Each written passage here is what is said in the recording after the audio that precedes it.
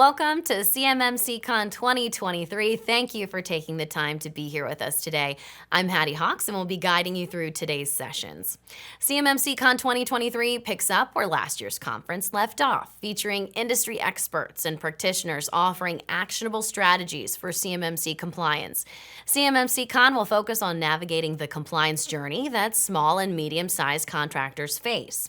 During the day, be sure to visit the booths, the 4 breakout rooms, and download the Cybersecurity Defense Industrial Base, the Puzzle You Can and Must Solve ebook, which features findings from the 2nd Annual CyberSheath Commission survey by third-party researcher Merrill Research.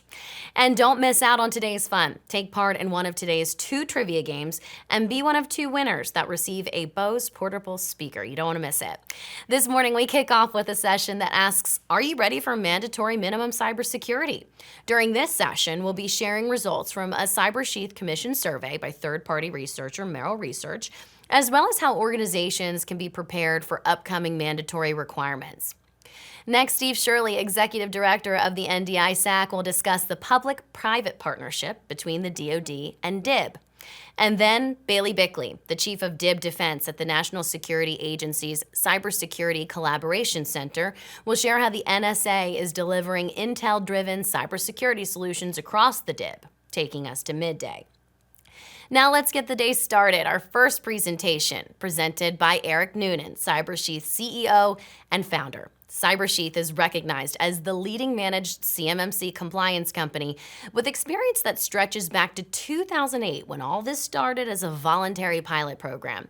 In his former position as BAE Systems Chief Information Security Officer, Eric Noonan was one of the very first members of the Department of Defense pilot program to secure their commercial supply chain and testified before the House Armed Services Committee subcommittee on how those efforts would impact defense contractors. Nearly 15 years after the voluntary pilot program kicked off, contractors are eager to understand how they compare to their peers. So, to kick off CMMC CON, Eric will share some of the 2nd annual independent research data collected to paint a picture of the current DIB compliance landscape.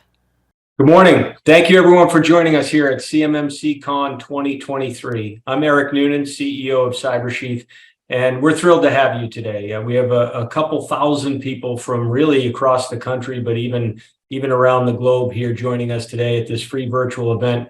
We put this on every year for you. We make it free, we make it virtual, really to ensure that everybody has the ability to attend. And our goal today, and really anytime we capture your time and you're generous enough to give us that time, is to give you tools that are going to get you further along in your journey to compliance.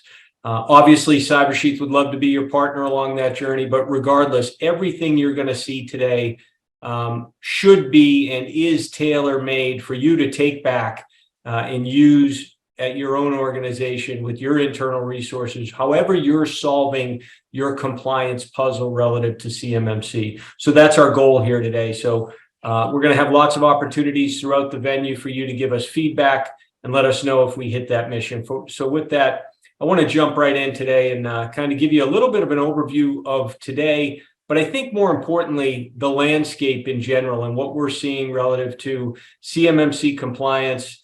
And then no matter where you are in your journey, what are the things you can do to really catch up with the regulatory requirements that are coming pretty fast and furious really across the entire federal government, but specifically with CMMC and CMMC 2.0. So let's jump right in.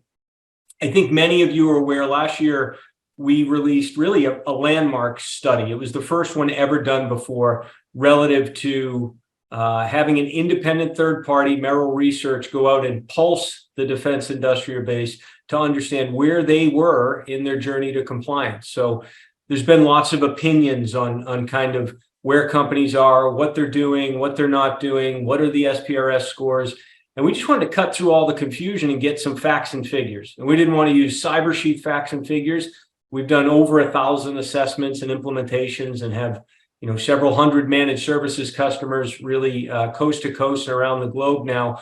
So we had a data set, but we wanted to know what's actually true outside of our data set, outside of what we hear from vendors and in that kind of CMMC ecosystem. And so this year, we have the kind of updated statistics relative to that study, which we called Defenseless last year. You're going to see that in an ebook that's available to all of you free, again, throughout the venue today.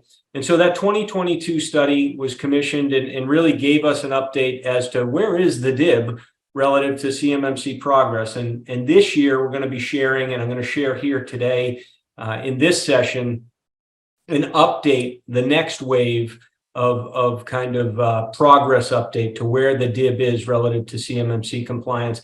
I don't know if you'll be surprised by the data. Some of it was surprising, some of it not, but it's all refreshed for you to, again, as best possible to benchmark yourselves. I mean, having been a global CISO at a Fortune 500 aerospace and defense company, one of the things the board would always ask, or the senior leadership team, is where are we relative to company X? And so if you're in manufacturing, where are you relative to your peers? If you're a tool and die maker, if you're a research and development company, where are you relative to your peers? The question was always actually a little frustrating as a CISO, because it's so hard to quantify what they're doing, what budgets they have to execute the mission. How are they interpreting? Because there's a lot of interpretation into this, a little bit of subjectivity. How are our competitors and peers interpreting that?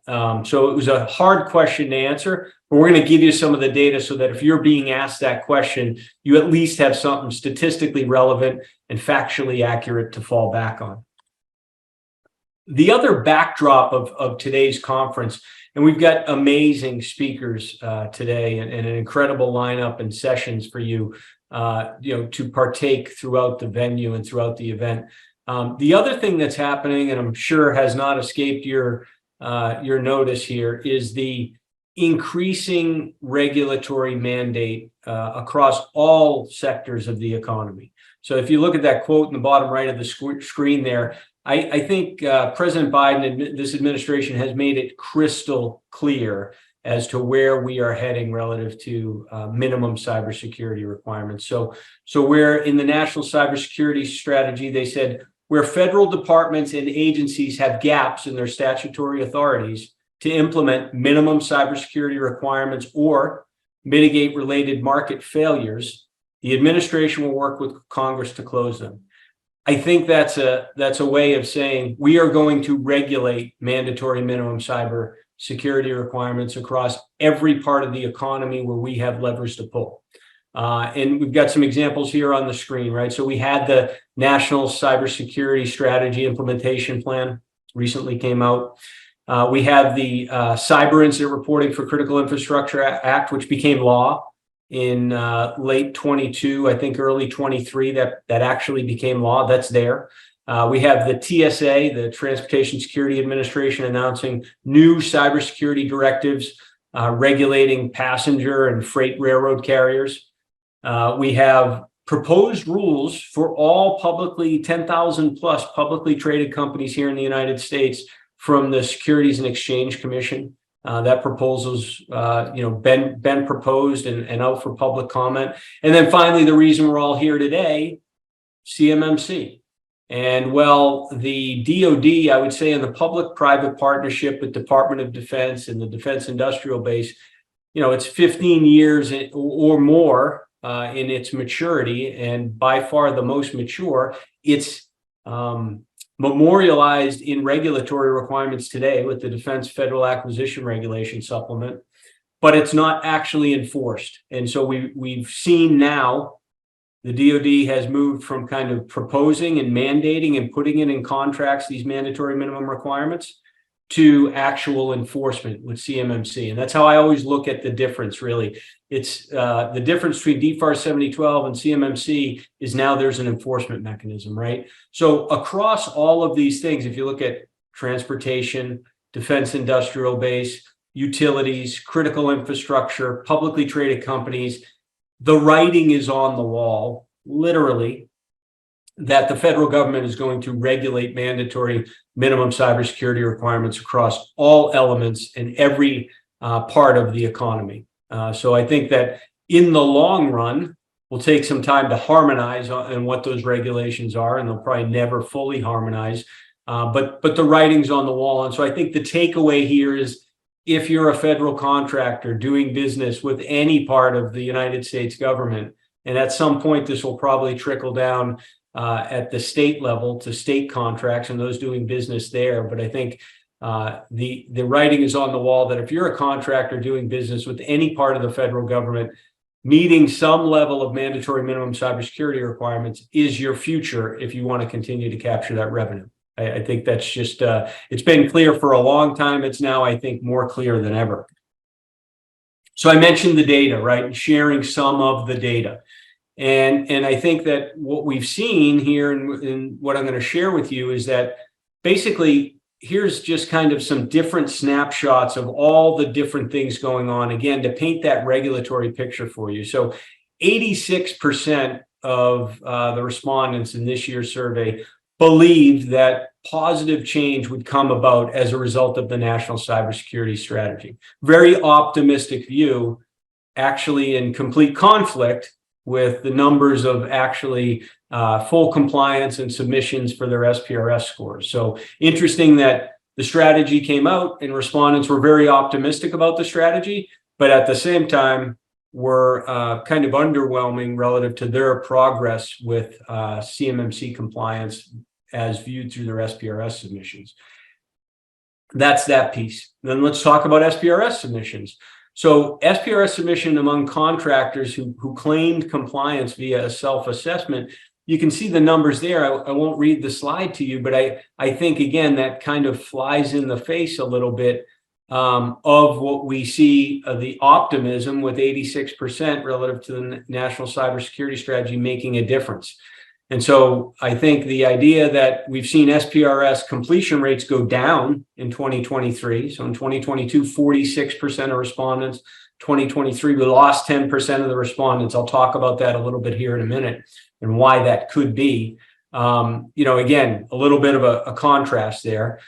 Then I think this audience, we had some great speakers last year. We talked about the Aerojet Rocketdyne False Claims Act case, which was it was settled during the trial, actually, but it was the first time we saw in court a False Claims Act case specific to the enforcement of DFAR 7012 and NIST 800-171 move forward in that regard. And, it was settled, so we don't kind of have all the details, but it was very interesting. And another, I think, leading indicator of the government is using every tool in its toolbox, be it regulatory minimums, be it primes flowing the requirements down to subs, be it False Claims Act case pursuit, be it the department within the DOJ that was stood up specifically to pursue and encourage reporting by defense contractor employees of non-compliance.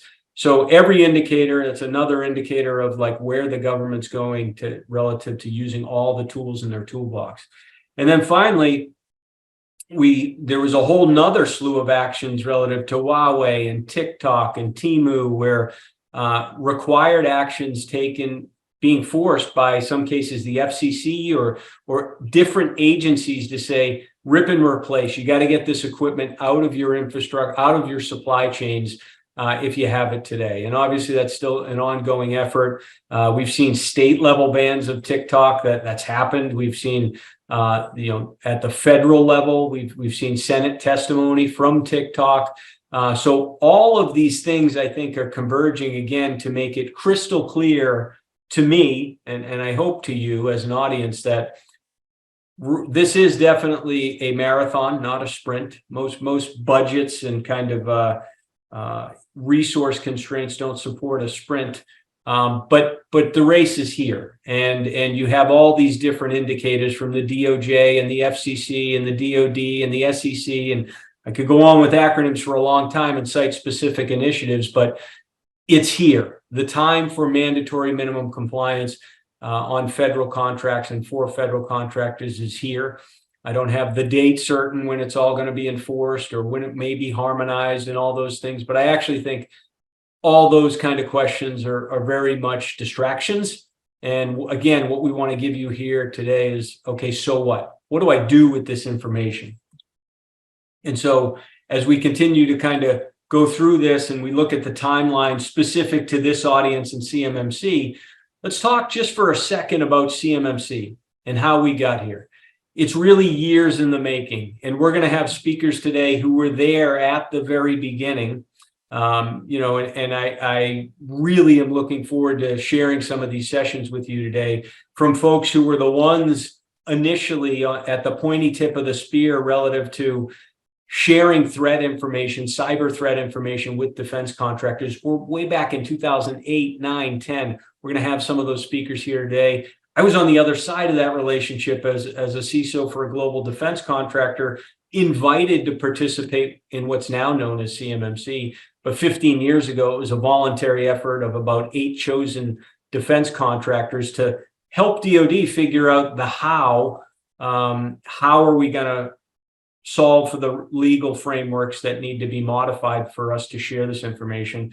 How are we going to operationalize the information we share? How are we going to select and then measure a baseline of mandatory minimums for cybersecurity?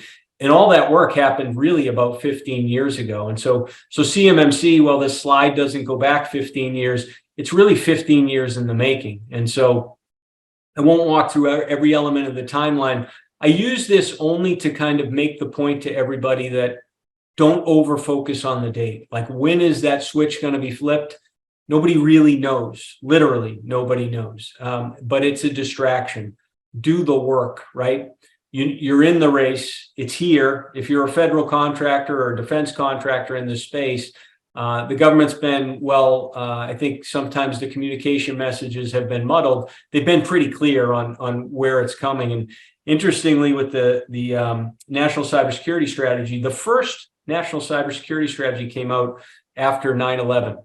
And that strategy, if you go back and read it, essentially says, we're not going to regulate this space. We're going to rely on industry to kind of do the right thing and regulate themselves, and they know what to do, and we're going to allow that to happen. Well, obviously that didn't come to fruition. And now, 20 plus years later, if you read the most recent National Cybersecurity Strategy, I shared that quote with you a few slides ago, they're crystal clear, the federal government saying, we are going to regulate this space. And where we don't have the authorities to regulate the space, we're going to work with Congress to get the authorities. So again, back to CMMC, where we are today may feel like, groundbreaking, but this has been a long slog by a lot of kind of patriots and folks both at the DoD and within industry over the last 15 years. Again, some of them you're going to hear from today. Very excited to bring you their perspective on where we are today versus where we were way back then. But really the takeaway here is that it's been years in the making. We're now moving to the enforcement phase. So the time to act is now. And again, we're going to tell you, no matter where you are in your journey, what you can do to act. Is it an assessment? Is it getting an SPRS? Is it finding a managed compliance partner to help you get compliant? Is it buying tools? It really depends where you are. But no matter where you are in your journey, you're going to find things in the venue, in the event today, speakers, downloads, some of the booths and the breakout rooms we have.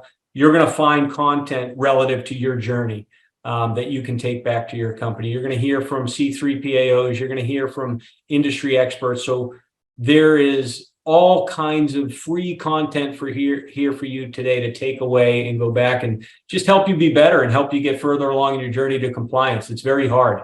And we recognize that. And our goal here is to make good use of your time and help you.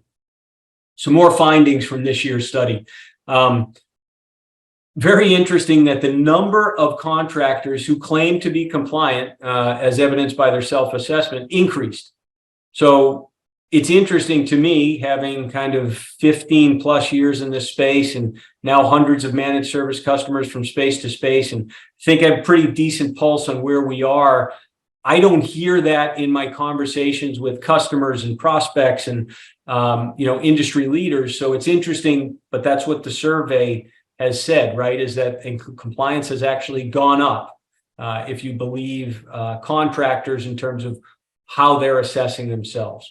While many contractors haven't completed the steps to maintain compliance, many more are kind of thinking about maybe doing something someday, right? I mean, I'm being a little facetious there, but they're undertaking the phase for SSPs and POAMs. And my sense in this space is that because it's felt like false starts, whether they were or not, doesn't matter. And there's been so much communication and kind of an ecosystem of vendors that have sprung up. 6 years ago, when we started delivering managed compliance, there really were no other vendors in the DoD space. I mean, we've always focused specifically on DoD primes and subs, specifically DFARS, specifically CMMC. It's all we do.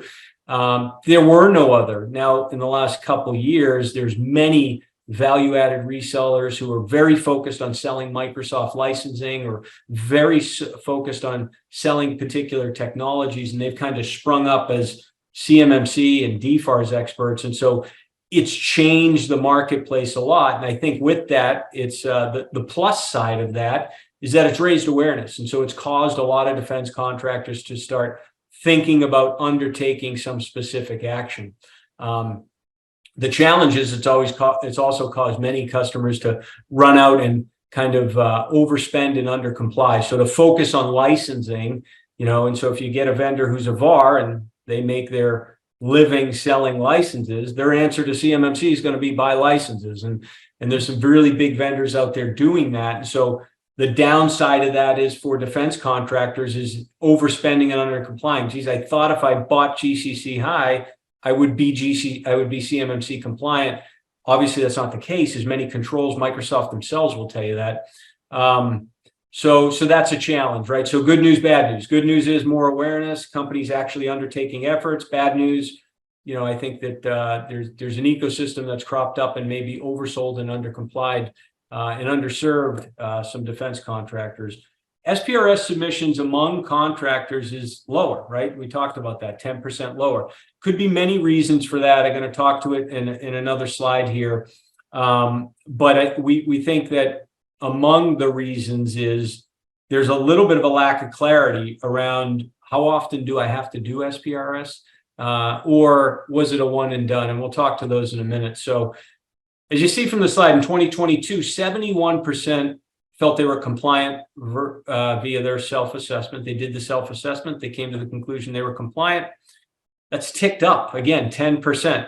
So 10% lower SPRS submission and 10% increase in full compliance, which is, I think that's the data. It's factually accurate relative to what people think. I don't think it's factually accurate where they are in compliance. So again, sharing some of these things to help you with baseline. Haven't been in a position where you have to kind of defend these budgets and you have to defend your resource request. I want to try and give you some data to help you have that conversation. Actually, in the venue today, there's some downloads to help you turn CMMC into a business conversation instead of a licensing or technology conversation. In my experience, the business understands compliance. Whether it's HR, whether it's engineering, whether it's finance, those organizations all have standards and kind of processes in a way of doing business. I think it's important to tell the IT and cybersecurity story in that context as well. So we've got some materials here throughout the venue today to help you do that. Continuing on with some of the data here relative to this year's findings, key solutions required by DFARS to maintain compliance. You can see the ranges there. We asked all the respondents about a variety of solutions, right? Some people come to the conversation having been led to believe, I just have to get on a specific platform. If I get GCC high, I'll be CMMC compliant. I just need to buy this widget and it solves my compliance problem. That's not true. It's very complex. There's really three pieces to this puzzle, and you have to have all three. There's an IT piece, there's a cybersecurity piece, and there's a regulatory component, which includes a lot of the documentation and SSP, et cetera. You have to have all three.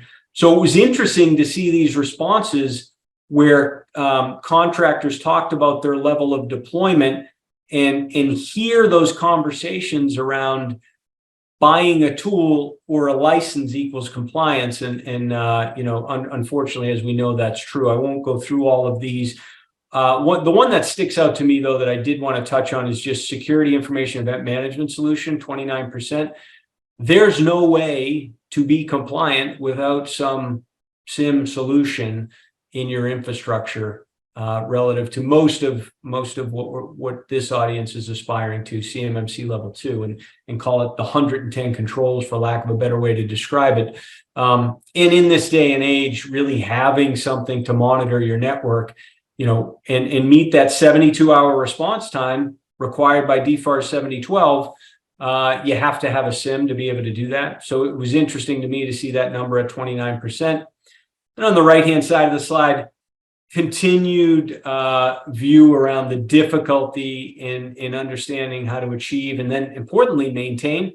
I think most companies today are focused on the achieve piece. We haven't moved to kind of maintain. A lot of reasons there, right? I think there's a little bit of a vendor confusion that we talked about, right? Where if the VAR is pushing Microsoft or other licensing or products, that tends to confuse a defense contractor who is, but wait, I thought I had to do this documentation piece, and I thought I had to have documented processes, and you don't do any of the IT piece, but a lot of these controls, identity and access management, account provisioning, asset inventory, et cetera, are typical IT controls.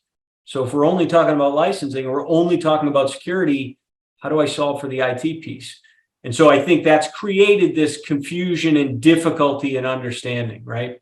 And again, there's been some miscommunication messages. So lots of reasons for the chart you see there around kind of the difficulty in understanding how to achieve and maintain. And then possible causes for declining submission rates, SPRS submission. There's a bit of a one and done attitude, right? It wasn't crystal clear, perhaps. Do I just have to do this once? Or, hey, my contract, we won the contract. We get these calls all the time.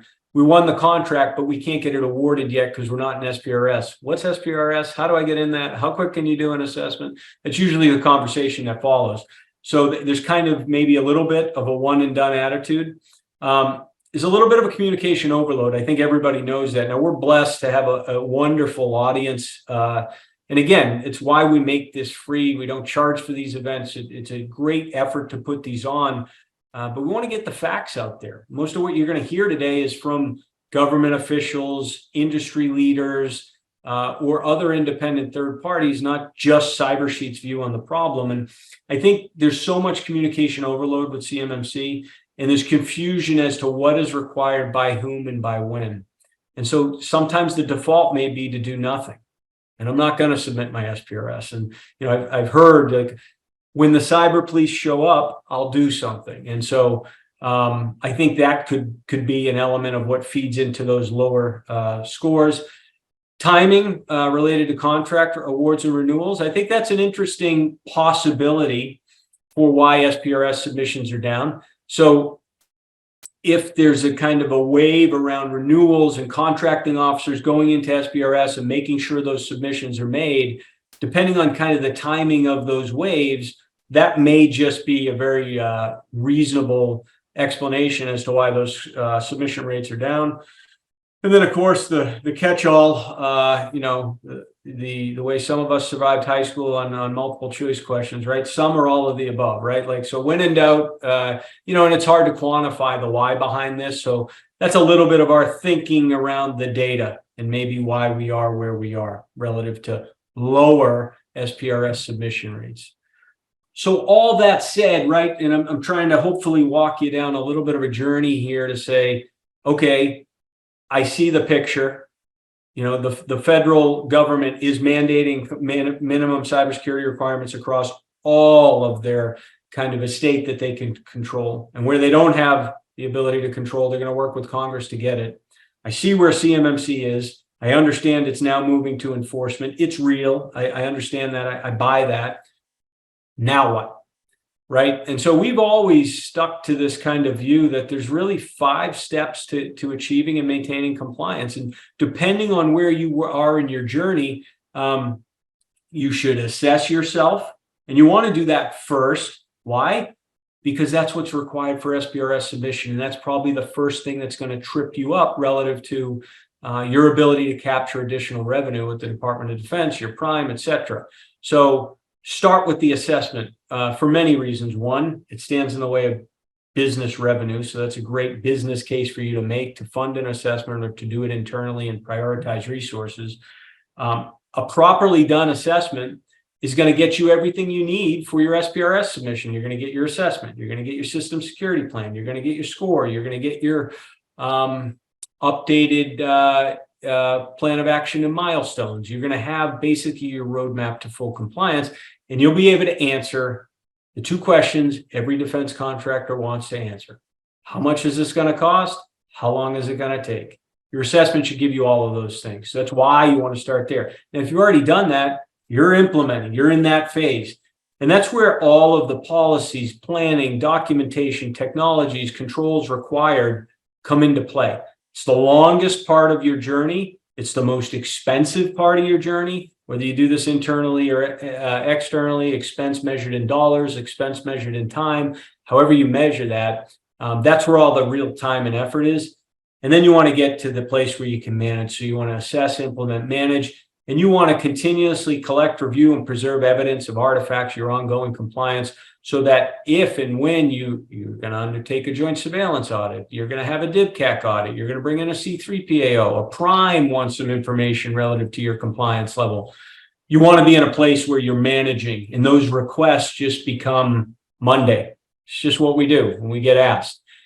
And that's achievable. That's very achievable. If you look at other industries, healthcare, anybody who's following some ISO standards, PCI DSS, I don't hold those up as kind of high watermarks for frameworks or compliance, compliance regimes. But those industries have a very kind of predictable pattern of kind of how audits happen, how frequently they happen, how an auditor should be served. So you can get to the place where surviving and thriving against this audit regime is just Monday. This is just what we do. We produce these artifacts by default. So that's what we do for our managed services customers, is make sure that there's an ongoing production and validation of these artifacts and these infrastructure and the people, processes, and technologies required for compliance, so that at any given time, we can serve that need and that requirement. So for those kind of taking a little bit of a longer journey and maybe not started or maybe kind of stuck in the middle, here's how we kind of suggest you can move forward. And again, there's more materials to get a little bit more specific or, throughout the venue today, like what is an SSP? What's that look like? What is a managed service provider? What should I expect for them? Is that just IT? Is that security? Is it compliance? Do I need 3 managed service? There's sessions today, breakout rooms, downloads, et cetera, to answer all of those questions, so that no matter where you are in your journey, hopefully we did our job today and we gave you something to help you get further along faster. Ultimately, some companies, will say to themselves, you know what? We don't have time for this. We don't have resources. We don't have an internal department. We have an internal department. It's an IT department. We aren't really doing security today. We don't really have an audit and compliance department. Who's going to write these policies? And it becomes this, frankly, a little bit self-defeating conversation around like all the things you don't have. And it can lead you to a place of just paralysis. So we suggest that you do everything you can not to get stuck there, and that you find a way, and in our world, that's our federal enclave, to solve this problem. This problem can be solved. You have to solve the whole problem, and it can be solved all at once concurrently. You don't have to eat the elephant one bite at a time. Now, maybe you have resource constraints or other business reasons where you actually do have to do that. But if you're in a place where you just know your federal business isn't going away, one of the big primes is your major customer, or some agency or department or element of the DoD is your major customer, and this is your business and you have to solve this problem. It's just the next thing you got to go do. Then we suggest a federal enclave approach. And And what that brings together is the ability to solve your puzzle all at once. It brings all of the security capability and requirements, all of the information technology capability and requirements, and all of the regulatory requirements together at once to basically complete your puzzle. And so it solves for all of the controls around logging and monitoring, vulnerability management, incident response, all the things related to security, all of the identity and access management, patching and maintenance, asset and configuration management, all of the things in IT that frankly don't get enough of a conversation. The IT piece is actually where most of the work is, ironically, because everybody thinks CMMC cybersecurity. And then the regulatory piece, everybody understands, I think, I have to do an assessment, I have to get a score, I have to write a system security plan, I have to have plans of action milestones. You have to update those things too. You have to have policies written. And so, we have a managed service that allows those companies who say, look, this is just our business, we have to solve this all at once instead of piecemealing it. I think one of the challenge companies have within the defense industrial base is that, finding a way to do this at a predictable, firm fixed price basis so that your CFO or whoever kind of does your budgeting can plan for this cost year over year, it's hard. And so we've tried to solve for that by putting together a firm fixed price solution that solves the entire problem of compliance and doesn't have kind of T's and C's buried in the contract to kind of say, oh, well, that's actually not included. And then also doesn't require you to kind of do a bunch of push-ups and meet a certain standard before we'll accept you as a customer. Most of the folks who are coming to us to solve this problem for them, they have years of maybe not optimal patching. They're behind in terms of hardware, software refreshing. They have little to no documentation relative to how they're doing IT today. They're probably underinvested in security. It's our job to solve that problem for you, right? What's the point if your managed service provider is saying, well, actually, you got to come up to the standard before we'll bring you on. We bring you on, we solve that problem at a firm fixed price basis. We're going to have some sessions today to talk deeper about that, but obviously would love to have that conversation with you.